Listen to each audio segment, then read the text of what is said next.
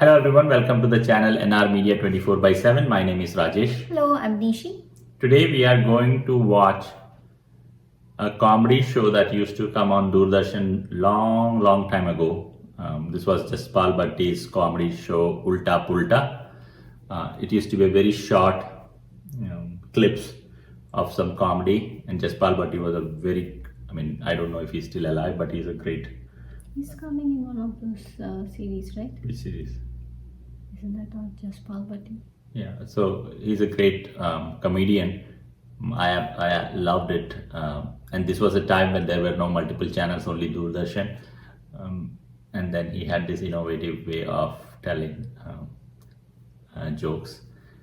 So we thought we will check if there are any YouTube videos with that comedy show Ulta Pulta.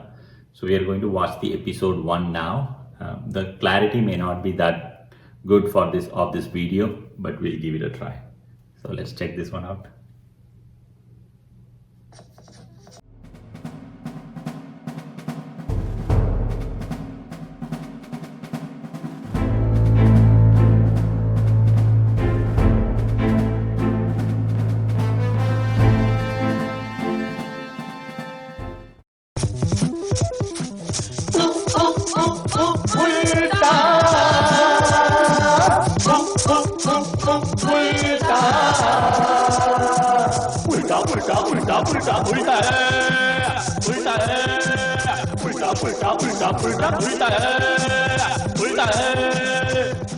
अक्सर लोग रास्ते में रोककर हमें पूछते हैं कि आप उल्टा पुल्टा के लिए आइडियाज कहाँ से लाते हो, तो बड़ी शर्म आती है उन्हें बताते हुए। बस ये इधर उधर से चोरी किए होते हैं, कहीं से कोई चुटकुला सुना, तोड़ मरोड़ कर टीवी पे सुना दिया। लेकिन कई बार मैं सोचता हूँ कि इसमें शर्म की क्या बात है। आजकल के जमाने में सफल लेखक है ही वही जो इधर उधर से बल्कि हर भाषा का लेख चोरी कर सके। इसी तरह सबसे बढ़िया संपादक वही है, एडिटर वही है जो कई एडिटोरियल्स को मिलाकर एक एडिटोरियल बना दे। Yes sir. ऐसा करना भाई, वो जरा स्टेनो को भेजना। ठीक है सर। और सुनो। Yes sir. उसे कहना कागज पेंसिल लेके आए, एडिटोरियल लिखवाना है। लेकिन सर, अगर एडिटोरियल लिखवाना है तो कागज पेंसिल की क्या जरूरत है? हाँ, ये भी ठीक है। तो ऐसा करो, उसे बोलो वैसे ही आ जाए। ठीक है सर।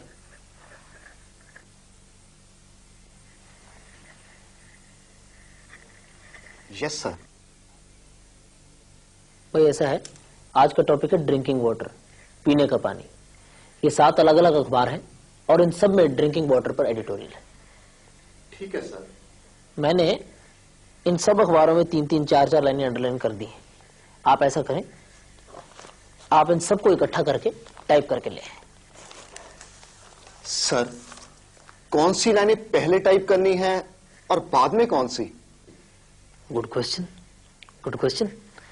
लाइए, आप ऐसा कीजिए, पहले ये 4 लाइनें ले लीजिए और उसके बाद इस अखबार की 5 लाइनें ले लीजिए। फिर जो 3-4 लाइनें इसमें लिखी हैं, नहीं, या फिर ऐसा कीजिए, ये 3-3 लाइनें सबकी कर लाइए टाइप, एक ही बात है। सर, ये बहुत स्ट्रॉन्ग एडिटोरियल बन जाएगा। अरे ये तो कुछ भी नहीं, कल मैं करप्शन पर एक ऐसा एडिटोरियल लिखूंगा कि सारा देश हिल जाएगा। सर, वो कैसे? कल मैं 20 अखबारों के एडिटोरियल मिला के एक एडिटोरियल लिखूंगा। बहुत से लोग टीवी वालों को अपने स्केट, नाटक, कहानियां भेजते रहते हैं, लेकिन अक्लमंद प्रोड्यूसर वही है जो हर कहानी को अच्छी तरह से पढ़कर वापस कर दे, ये कहकर कि इसमें तो दम ही नहीं है भाई। 1 मिनट भाई, मैं बस ये लास्ट नंबर नोट कर लूं, शाम को टेलीकास्ट होना है ये। जी, आप बताइए। मैडम, ये बिल्कुल गलत बात है। जब मैं 6 महीने पहले आपके पास ये स्क्रिप्ट लेकर आया था तो आपने कहा था कहानी में दम नहीं है, ये ड्रामा टीवी पर चल नहीं सकता, और पिछले सोमवार आपने वही ड्रामा टीवी पर दिखा दिया। कौन सा ड्रामा भाई, कौन सी स्क्रिप्ट? वही मैडम, काला आदमी। काला आदमी? लेकिन सोमवार को तो हमारे यहाँ से मैला आदमी नाटक दिखाया गया और उसकी कहानी मेरी अपनी लिखी हुई थी, उसकी डायरेक्शन भी मैंने ही दी थी। लेकिन मैडम, मैं आप पर मुकदमा करूंगा। वो कहानी मेरी लिखी हुई थी, आपने सिर्फ नाम बदलकर अपने नाम से चला दी। आप मुकदमा कर ही नहीं सकते साहब, क्योंकि मुझे पूरा यकीन है कि वो कहानी आपकी लिखी हुई थी ही नहीं। आप कैसे कह सकती हैं? क्योंकि वो कहानी मैंने न्यूयॉर्क के एक मैगजीन में पढ़ी थी। अच्छा, तो आप भी वही मैगजीन पढ़ते हैं? इसी तरह अगर आप फिल्म प्रोड्यूसर हैं, डायरेक्टर हैं, तो आपको हर बार नया म्यूजिक, नया प्लॉट, नई कहानी ढूंढने की कोई जरूरत नहीं। 2-3 फिल्मों को मिलाकर आराम से एक फिल्म बनाई जा सकती है। और फिल्म लाइन की यह खासियत है कि कोई दावा नहीं कर सकता कि यह कहानी मेरी है, क्योंकि आमतौर पर सारी कहानियां एक जैसी होती हैं। हाँ, अगर आप किसी नई कहानी पे काम करना चाहते हैं तो फिर थोड़ी मेहनत तो आपको करनी ही पड़ेगी। तो लीजिए हाजरीन, अब जो अवार्ड दिया जा रहा है वो है इस साल का कला कलंक फिल्म अवार्ड, यानी कि इस साल के बेहतरीन प्रोड्यूसर डायरेक्टर का अवार्ड। और उसे पाने वाले खुश नसीब हैं मशहूर निर्माता निर्देशक अब्दुल हफीज खान।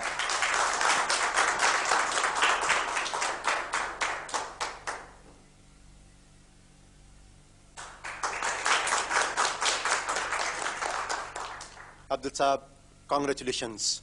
कितनी खूबसूरत फिल्म बनाई है आपने, बिल्कुल नया आइडिया, नए डायलॉग्स। आप तो सर छा गए। बस यूं समझिए कि मेहनत काम आ गई। वैसे 6 महीने तो मुझे फ्रेंच सीखने में लगे। फ्रेंच? लेकिन फिल्म के सारे डायलॉग्स तो हिंदी में है ना सर? लेकिन जिस फिल्म को देखकर मैंने ये फिल्म बनाई वो तो फ्रेंच में थी।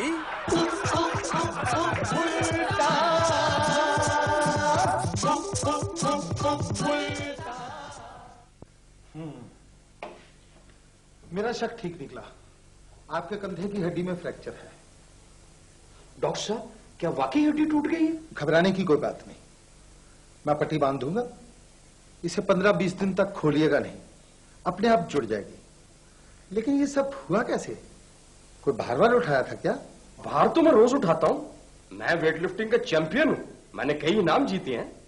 तो फिर ये कैसे हुआ?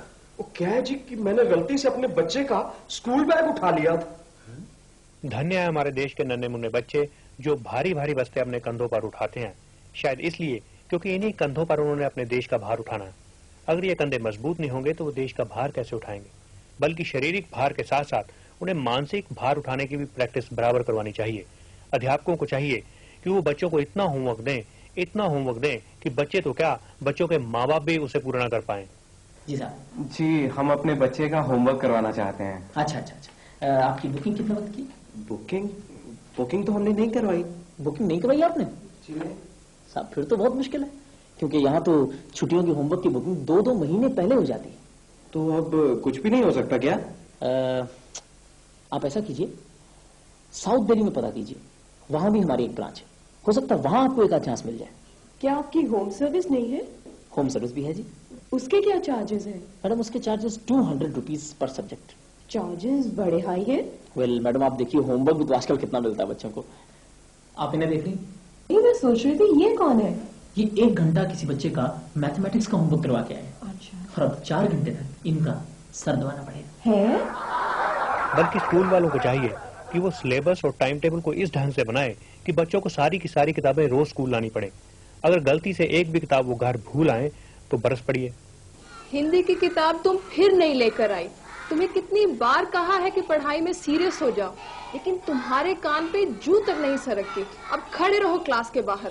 Sorry madam. सॉरी कहने से तुम पास नहीं हो जाओगी। मैडम मैं पास होने की पूरी कोशिश करूंगी।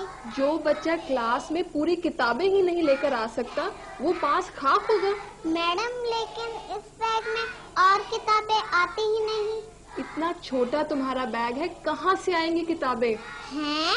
ये और छोटा बैग। भारी बस्तों का सबसे बड़ा फायदा ये होगा कि अगर आपका लाडला डॉक्टर या इंजीनियर ना भी बन पाए, कम से कम कुली जरूर बन सके।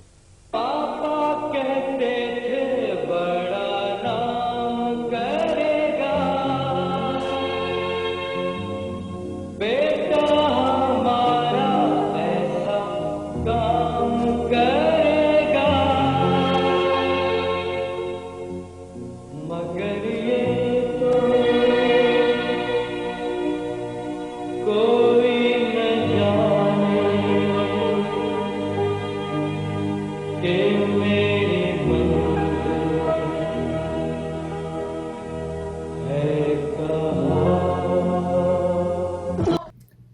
So that was a wonderful episode. These were used to be a very small clippings. It was not a half an hour show at all at that time. It was as a filler between two shows, I would say. But it was so interesting at that time. Jaspal Bhatti has this unique knack of telling jokes without him laughing, and there's a lot of sarcasm in his jokes. So I used to love that. What do you think about this episode? Yeah, it's interesting. It's not just jokes, right? I think he would point at the society, right? Correct. The things that are going wrong, but in such a way that, you know, the episode about copying, right? Editorials or movies, or it's shown in such a angle, right? It's happening, right? But it's made it funny, right? So I think it was his way of bringing some things to light. But with that angle, right? Everybody laughs, right? They're not like, okay, getting angry. Okay, why is he, you know, poking fun at our expense, right? So, and it used to be small enough that, you know, and the way when it came out, right? I don't think we had a lot of these comedy skits, right? So it's more like skits, right? Like he would speak about a topic and then you see a short skit. And then again, he talks about something again, you know, and I think the actors were pretty much the same, right? In all his episodes, and they're all really good comedy actors. So it was a lot of fun watching it. Yeah, and you are right. He would take something from the society and then he would present using a skit. Sometimes these skits are exaggeration of what he wants to make a point of, but putting all together, you know, it's very laughable, you know. I don't know if today's generation, how will they relate to these comic scenes now that we have so many channels with so many shows coming in. But at that time, we only had one channel, Doordarshan, and there were a limited number of shows.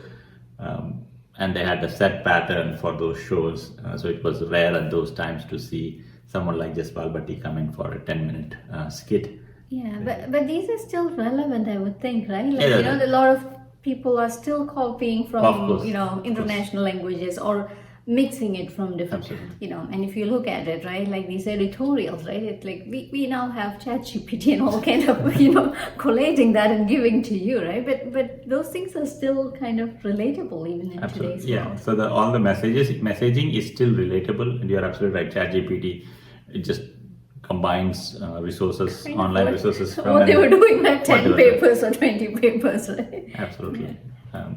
So you guys let us know what you think about this show, and whether you would like us to react more of these kind of Ulta Pulta shows, and then share your thoughts in the comment section below. And if you are new here, please do subscribe to our channel. Like, share and hit the bell icon. Thanks a lot for watching. Thank you.